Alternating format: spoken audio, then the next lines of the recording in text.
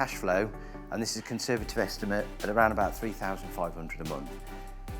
Probably 4,000, but hedging our bets. It's a property I've driven past loads of times, and I always thought, if this comes up, that's a HMO for sure. The profit that's realised at the moment is about 8,000 in those two properties. That profit just goes up to 25,000 at least, just for repurposing those two properties. Our next speaker that we'd like to bring to the stage, please put your hands together for Adam Seedwood. Welcome, Adam. Thank you very much. Morning, everyone.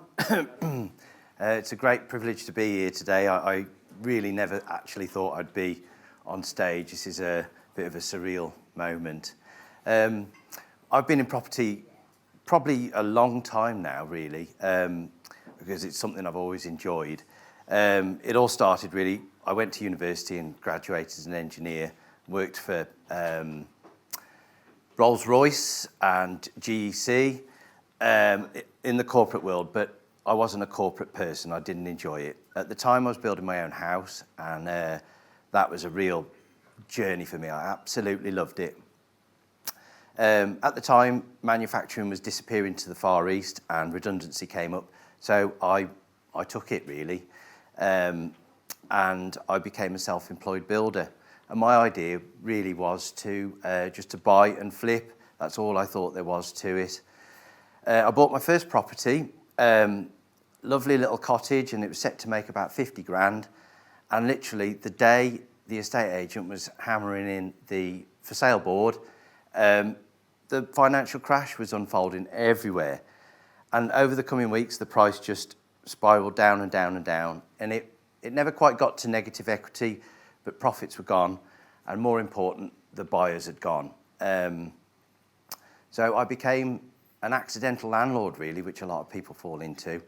And we put somebody in it just to occupy the property. At this point, I never really thought about being a landlord going forward. And I was also building my second property then.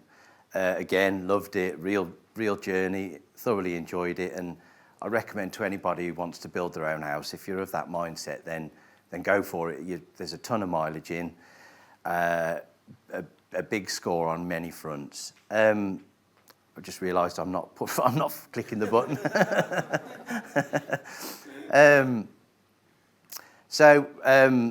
Following on from my second build, I was building in a ton of equity, but my cash flow was zero. So I'd got capital value high, cash flow zero. Unfortunately for me, I stumbled across the Rich Dad, Poor Dad book, which is a bit of a Bible to us all in this community. And that, of course, I absorbed all the information I could get hold of then. And another book was, of course, Property Magic. Oh, here you go. You see, I'm not allowed near computers, Andy. Property Magic. And, of course, Property Magic explains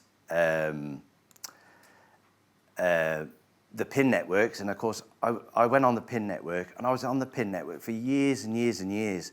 My local one was the Black Country and Worcester, and I got to know Andy quite well. And I thoroughly enjoyed the Mastermind, the PIN networks, but I never really thought the Mastermind program was for me. I just thought it was for other people, never really considered it too much. But of course, the friends on the PIN went on to do Mastermind, and they achieved some really good things. So I re-examined my thinking, and I thought, maybe this Mastermind should be for me. Discussed it at home, and my wife simply said, will you please just go and do it, because you're really pissing me off with this, constantly asking me about the Mastermind and this and that, and taking your time. Just go and do it. So I signed up to Mastermind, and then I found Andy, and I went, oh, bollocks, Andy, I've signed up to Mastermind. But Andy said, don't be stupid, just get on, you'll enjoy it. And he said he was so glad that he'd done it, and it had put him in a massive league where he possibly wouldn't have been if he hadn't done it. So signed up, and I've thoroughly enjoyed it and not regretted it ever since. I loved it. My I've done several properties in the past, but this one was a HMO, and it's my first time HMO. Managed to secure this at auction. It's a property I've driven past loads of times, and I always thought, if this comes up, that's a HMO for sure. Directly opposite the train station, by a ton of shops with access to the town, so it ticks all the boxes on that front. It went to auction, and I bought it, and it was the worst house I've been in, and I've been in a ton of properties as well. It was a cannabis factory, and the police had seized it, and it was disgusting. It was to the point where I had to get specialist crew in to remove all the drug paraphernalia and get it gone.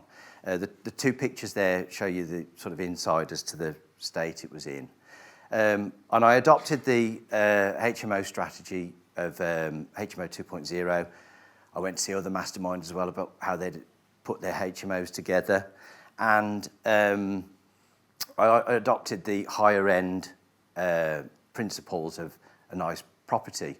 I gauged it accordingly to the type of tenants we'd have, and so it's a nice finish. I didn't go quite as high as artificial grass on the ceiling or a hot tub in the bedrooms or anything like that, but that's the level of finish you can see there.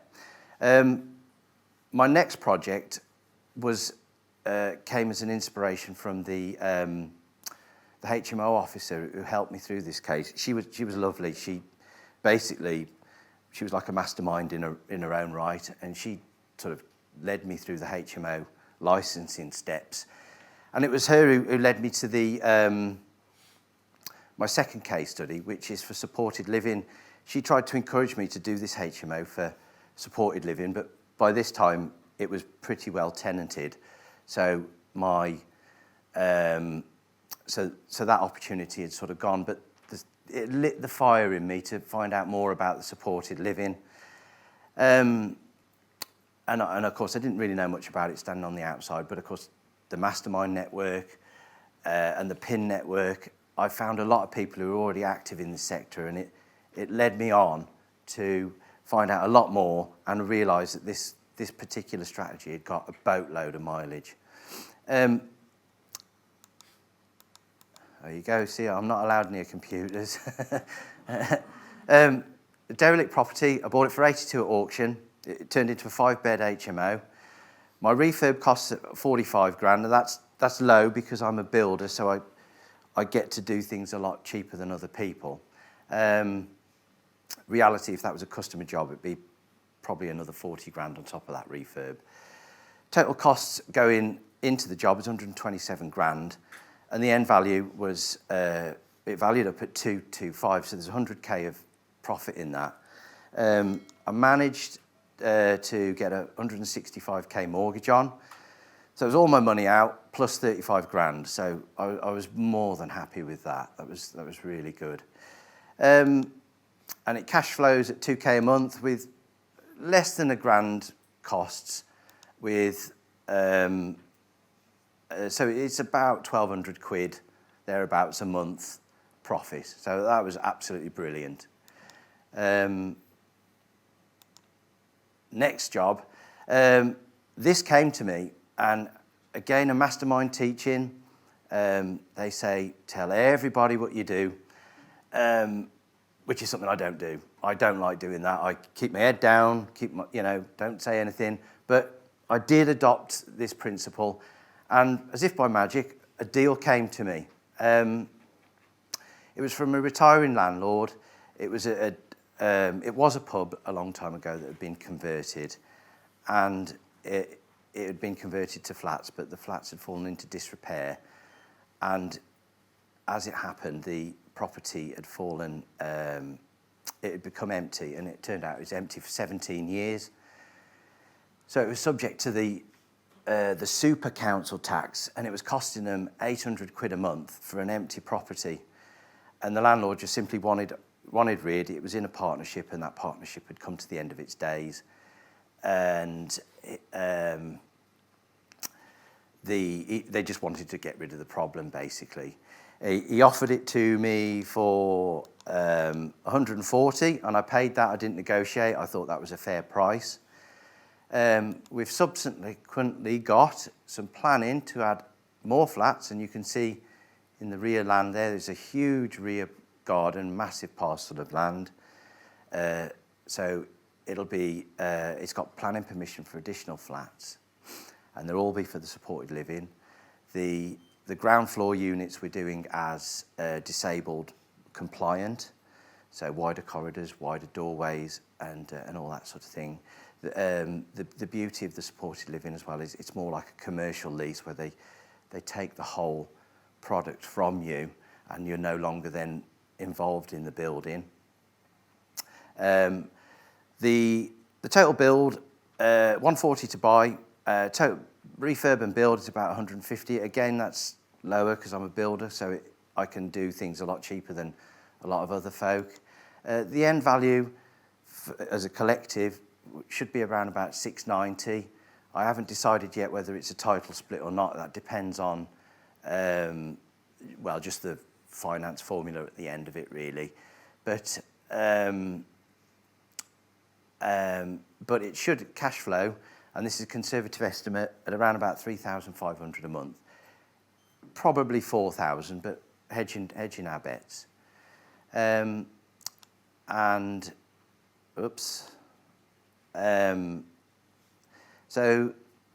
that'll generate about 42,000 a year. I'm really, really pleased with this project.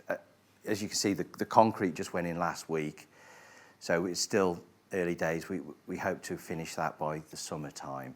And this is a project I want to just rinse and repeat, just do it again somewhere else. And that's exactly what's happening as we're going forward. Future deals. I've got a parcel of land that we're currently looking at. My architect has done the plans on the land, and we're repurposing the land for flats. It's currently got other schemes on it at the moment, but if it's 10 flats, again, supported living, that could generate between 5 and 6 grand a month. So absolutely very keen on that one. Rebrand the business. I chose my company name, AJ Seed House Limited. That took all of about 10 seconds with the accountant to achieve. And then, because I never imagined being that as my marketing strategy, I thought that would just hide away in the background. But then, as of course you put yourself out there, you realise that's not really very interesting at all, unless you're JP Morgan, of course. But so I'm doing that, rebranding. We've got some existing properties that we've never imagined doing this, but we're going to repurpose them into HMOs. And incredibly, I don't even know why I didn't think of this, but just repurposing them, the profit that's realised at the moment is about 8,000 in those two properties. That profit just goes up to 25,000 at least, just for repurposing those two properties. So that is something that we definitely look at, and I was prompted to do that by the supported living people. Long-term goal, I'll be very quick as I can, is a farm. I'm a country bumpkin at heart, and I want some land, obviously, for there's opportunity there for serviced accommodation, but also I want to do something whereby we repurpose some land for the sole use of disabled kids and their family. We've got loads of lovely places in the UK, but they can be so overwhelmingly busy. That can be a very overwhelming experience for people with disabilities. So if they can have some private sanctuary, I think I could do that for free of use charge as well.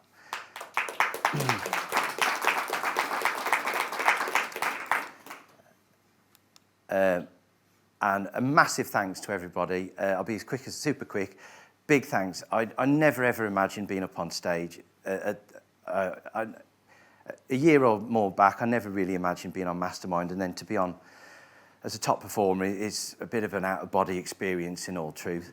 And a big thanks to Andy and Simon, all the PIN team, and to everybody on the Mastermind journey. It is a journey, and I'm sure we'll all sort of take each other on a lifelong journey. Massive thanks to everyone at home as well. I didn't really mention my family, but that was another driver for me being on this course as well. Big thanks. Thanks very much.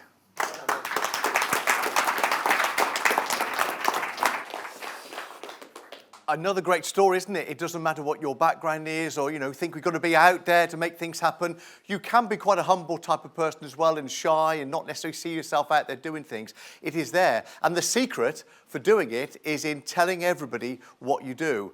And it was, of course, Adam realising that fact that helped to motivate and bring to these great deals. The one that's £690,000 GDV of the finished product because he's able to buy a derelict pub and actually then put extensions on the back. And even the building plot that he's got in the garden at the back of that, you never know where it goes. And the secret is to get out there. Social media is a great way of doing it. Tell everybody what you do. That really is going to help you.